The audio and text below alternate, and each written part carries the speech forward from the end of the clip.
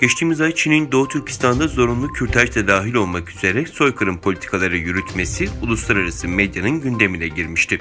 Uluslararası toplumdan sert kınamalarla karşı karşıya kalan Çinli yetkililer eski yöntemlerle suçlarını örtbas etmeye başladığı ve işlediği insanlık dışı zulümle ilgili yeni bir propaganda raporu yayınladığı öğrenildi. Çin'in yayın organı Xinjiang Akademi Ağı, Perşembe günü Uygur nüfusunun giderek arttığını iddia eden Doğu Türkistan'da artan nüfus araştırma raporu başlıklı yazılı bir rapor yayınladı. Bu yılın Haziran ayında Alman araştırmacı Adrian Zenz, Ligasyon, Rahim içi cihaz ve zorunlu aile planlaması, Çin Komünist Partisi'nin Sincan'daki Uygur nüfusunun doğum oranını bastırma kampanyası başlıklı bir anket raporu yayınlayarak Çin hükümetinin Uygur kadınları da dahil olmak üzere Müslüman kadınlara yönelik geniş çaplı baskısını ortaya koymuştu. Yapılan araştırmanın sonuçlarına göre Çin hükümeti Doğu Türkistan'da Uygur Türk'ü kadınların doğum yapmasını engellemek için doğum kontrol yöntemleri uygulamaya zorluyor. Zenz söz konusu uygulamanın soykırım hedefli bir nüfus planlamasının parçası olduğunu vurguladı.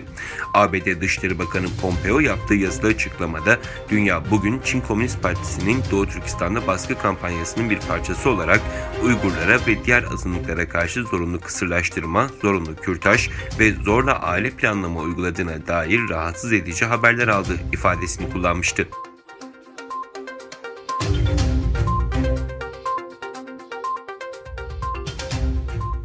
Çin hükümetinin Doğu Türkistan'daki siyasi baskısı uluslararası alanda giderek artan bir şekilde soykırımla suçlanırken Kanada hükümetinin Çin'le çeşitli ilişkilerinde Uygurlar sorunu yeniden ortaya çıkıyor.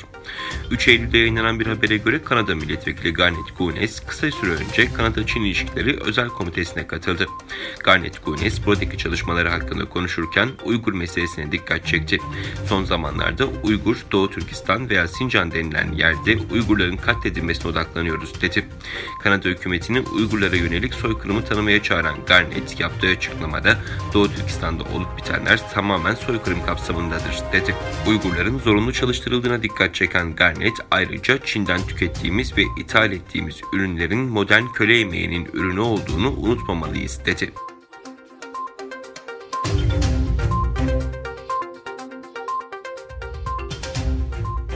Moskova'da bir araya gelen Hindistan ve Çin'in savunma bakanları son günlerde tartışmalı sınır bölgesinde artan gerilimi azaltmak için adım atma konusunda anlaştı. Hint basınında yer alan haberlere göre Hindistan Savunma Bakanı ve Çinli mevkidaşı Moskova'da Şangay İşbirliği Örgütü toplantısı çerçevesinde dün bir araya geldi.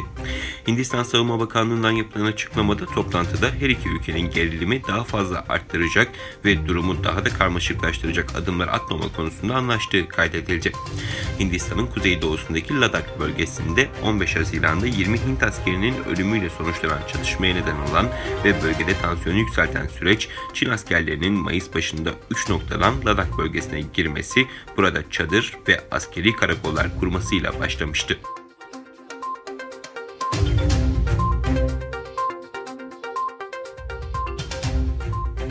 Çin Gümrük İşleri İdaresi'nden yapılan açıklamaya göre Pekin yönetimi Avustralya'nın en büyük tahıl ihracatçısından arpa alımının durdurduğunu bildirdi. Çinli yetkililer Avustralyalı şirketin gönderdiği ürünlerde zararlı böcek bulunduğunu iddia ederek arpa ithalatının askıya alındığını duyurdu. Söz konusu şirket ürünlerini savunurken iddiaları destekleyecek bir delil olmadığını vurgulayarak Avustralya hükümetiyle birlikte karara itiraz etmeye hazırlandığını bildirdi.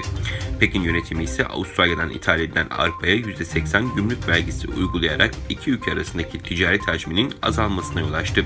Arpa ithaline getirilen yasağın iki ülke arasındaki gerginliği artıracağı tahmin ediliyor. Pekin ve Canberra hükümetleri son dönemde bölgesel ve ikili konular üzerinden birbirlerini suçluyordu. Bundan dolayı da Güney Çin Denizi'ndeki sınır anlaşmazlığında Hong Kong'daki gelişmelere ve Doğu Türkistan'daki insan hakları ihlallerinin arttırılmasına kadar birçok konuda taraflar birbirine ters düşmüştü.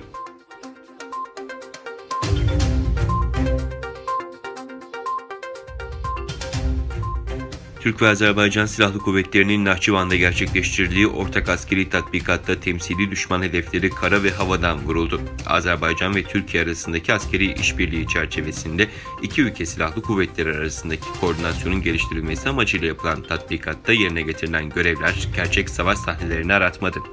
Tatbikatta 2600 asker, 200 tank ve zırhlı araç, 180 füze sistemi, top ve havan topuyla 18 helikopter ve uçak, 30'dan fazla hava savunma sistemi yer aldı.